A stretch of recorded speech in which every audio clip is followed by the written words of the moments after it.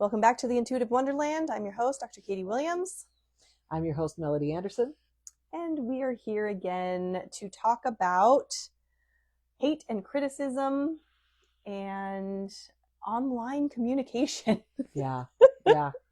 Yeah, we just did a gateway on it and did a clearing and activation for people. There's a lot of pain in the world. Oh, there is. During the gateway, I had this severe heart pain. It was like a stabbing pain in my heart. And you were having some energetic symptoms as well. Yeah, and I came in with pain in my upper back, which I think is associated with a lot of different things right now. There's kind of a lot going on. Yes. That my body is reacting or responding to. Yep. But Annabelle said it was directly connected to that as well. And I am feeling better. But you also did give me a pop. So that's true. And you did some cord pulling for me. That's right. So yeah, I'm sure it's all helping. I'm hoping so. Yeah. Yeah. So should we tell everybody how we got onto this topic? Yeah, this is good. She was reading one of my posts. I was asking about a place to find dairy products from dairy farms where the cows could nurse their babies rather than have the babies pulled from them. Because then you have grief milk. But a lot of the farmers have the belief that cows don't have the ability to love. It's purely instinct. But I kind of have a different view on that. But that's okay. That's not what this is about. This is about how it fired people up to react. A lot of people reacted nicely, but there were several that had all this hate and, criticism. And criticism. They really kind of jumped down your throat. Yeah, some of them jumped down my throat, and I ignored most of that, but and I did respond to a few of them, and I tried to be kind as possible, because the point of that post wasn't to irritate anybody. So my thought is they're coming from a position of hurt somewhere.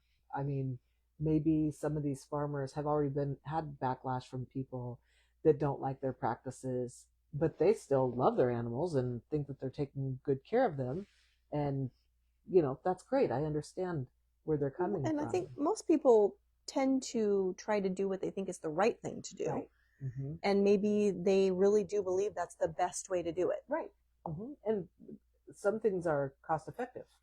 And so that's in a farmer's viewpoint, maybe that's the right way to handle things, because they're still getting a yield. Right? Yeah.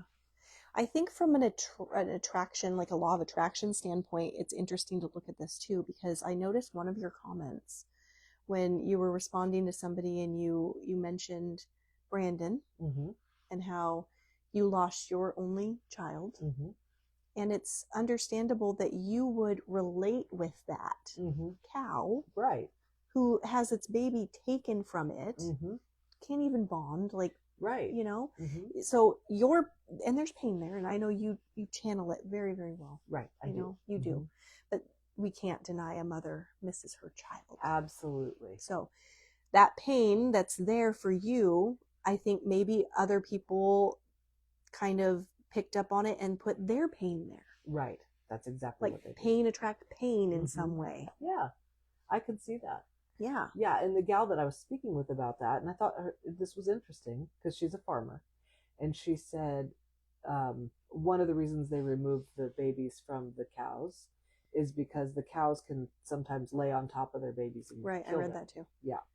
And depending on the farmer, some say, oh, that never happens, and some say it happens all the time. But she said that the cow didn't even care. The cow had no concern in the world, but she wailed all night long. And my response to that was, having lost a son, I wasn't the one that wailed. All of my pain went inside of me, and the pain was the most intense pain I've ever felt in my life, most intense grief I've ever felt in my life, but nobody knew it. Wow, that's so interesting to think about. So you're saying that it's possible the cow had deep grief, but because we don't have an external expression of it, that we can't perceive the pain. It's like when you're gutting a fish. If it's not screaming, you can't tell it's painful. So people assume that the fish doesn't feel you gutting it. Oh my gosh, like the Nirvana song, fish don't have feelings, or Exactly. yeah. We all can sense pain. We all can sense grief. We all can. So there's the pe- people that die and then their dogs lay on their grave for days. You know what I mean? You've heard of these Yeah. stories. So to assume that an animal can't feel love doesn't make sense to me. Yeah, I think that that's a given. We're Mm-hmm. all love. Mm-hmm. Like if you're coming from source, you're love. Yep. Mm-hmm. But the grief one, I want to look at that a little bit because I was sitting here thinking about it and I thought, what if they aren't experiencing grief? What if we're perceiving our human experience and projecting it onto them? Because animals look at life completely different than humans Yep, do. they do. Like, all these people that are upset when animals are killed and slaughtered or you eat them. Mm-hmm. There's a whole organization that gets upset and pro rights for animals. Right. But from what I understand, at least from what Abraham Hicks talks about, is an animal's just happy for the experience. Yeah, it's like we should be. It doesn't get upset when it dies, Mm-hmm. and it doesn't really care. It's like, oh, I'm glad I had the experience I had, and I'll come back again and do it again. Right. Like, it's not a big deal. They understand the cycle better than we do. Right. So if that's true, maybe they don't experience grief. That's an interesting concept. I mean, I don't know. Yeah. And maybe like the dog on the grave, what if it's not grief? What if it's just energetically they feel close to the person there and they're just loving the closeness? Right. I mean, I don't know. Well, I think that a lot of people looked at my journey and how I've handled death and assumed that I didn't feel grief or as much love as other mothers and people that have gone through grief. So they were projecting what they expected from you, and that's not what you experienced. Right. You went inward. Right. I was in the same room with my. Well, sorry, Alexa. Alexa's talking to us over there. She doesn't know how to help us. No problem. No problem. That was awesome. So weird. That was very weird. So what were we talking about? We were talking about. Oh, I was sitting in the same room with my ex-sister-in-law when we got the news about Brandon.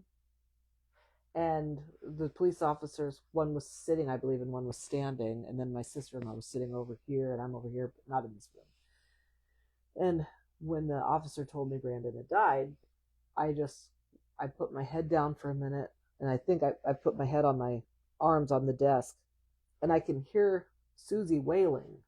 Oh, God. And then I look up at the officer. This is so weird. I said, am I having a normal reaction? That's what you said? Mm-hmm. Because I'm like, why am I not freaking out? Have you seen This Is Us? Yes. So, you know that part where they come and tell her in the hospital that her husband died. And then she said she's haunted by the fact that she took a bite of her candy bar right after. Right. Right. She was like, I just got chills. Yes. Yeah. She was like, that's not a normal response. But I'm sorry. It's just I'm releasing something, obviously, because it's we assume people should have certain responses, and it's not always the case. You're right. So these animals that are penned up and their babies are taken from them, maybe they are just aware. Okay, well, Susie last week just had a baby, and she doesn't get to have hers either. So here we are. She's next to me in the stall. Well, and I thought about, you talked about them crushing their babies, but they're in stalls. Right. If they were out where a normal cow would be, who knows if that would be the case? Right. There's more space, and there's a lot of things to consider with that. Well, and then there are the farmers that don't have those same practices, that allow their babies to be with their moms, and they don't see that. They don't see these animals crushing their babies. Could also be that they're not living in stalls their entire lives. Could be. And really, the point of your post was not to say, I'm against this, I don't agree with this. The point of your post was, I want to try the product that comes out of animals that are treated this way. Yes. To see if I see a difference. Absolutely. And that's okay. Yeah, it's wonderful. It's hard to find. It is, but there's a local dairy here. And here's the other thing. Once you hear this is interesting. There's a local dairy here in Squim, and I was told years ago, probably about 10, 15 years ago, I was asking about the practices. Do they remove the baby from the cow? And she said, yes. We have the babies over here and the moms over here. And she said the mom cows are so baby hungry. And it's like, okay, that doesn't sound like a cow that doesn't feel or have emotions to me. Well, the maternal instinct, we call it an instinct, we all have it, is strong. Yeah. This came out of my body, it needs to be with me. Yeah, I have what it needs. And if you and it has that feeling for needing me as well. Like, absolutely, we're connected in that way. And there has to be a time where you allow that to gradually separate. Right. I mean, that makes sense even logically to me. Yep. Not talking emotionally. Yep. Like, just exactly. Intelligently thinking about it. Yeah, absolutely. But so a friend of mine reached out to me because she saw my post, and she used to live in Squim, and she said that they changed their practices because they started having unhealthy babies. So I'm going to have to go talk with that area and find out what the deal is. They're good people. Yeah. I mean, I don't know them personally, like close or anything, but I've interacted there several times, and they seem like they do care about their animals.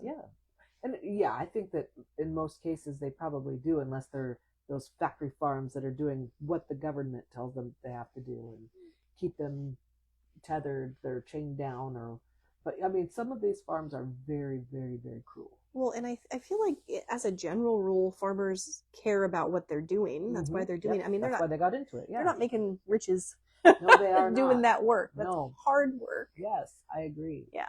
My thing is, when I look at an animal that's being treated well, and I don't know, and I know this probably is not the common belief. Maybe it is, maybe it's not. I don't know. But I am happy to pay for that product. I'm happy to pay more. So I'm a lot more, even if the animal is treated correctly.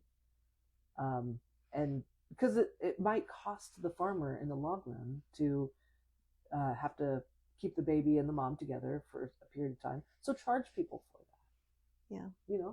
It makes sense. It'd be like, what's the word I'm looking for? It's not boutique, but like it could be like you know what I'm saying? Like a upscale farming practice. That's right. I think I almost had the word again, but where they could actually, utilize that and make some more money. Yep. I'm happy to pay for it. If people want to make more money doing something that's out of kindness and love and respect, great. Yep. That's the opposite of how most people make a ton of money. That's right. That's true. Yeah. And that's promoting more of that in the world. So I'm on board with that. Yeah. Yeah. And so I think that the other thing that we're talking about with the criticism and the angry responses is we internalize that and take that on like we did something wrong to get those responses. But I don't accept that. And I am just going to send love back to those people because they're obviously hurt to respond with such negativity. But the ones, and I will say that the ones that explained why they have their practices and drew me into a conversation kindly, oh man, do I ever appreciate that. They are not saying, you're a jerk and an idiot for not understanding farming practices.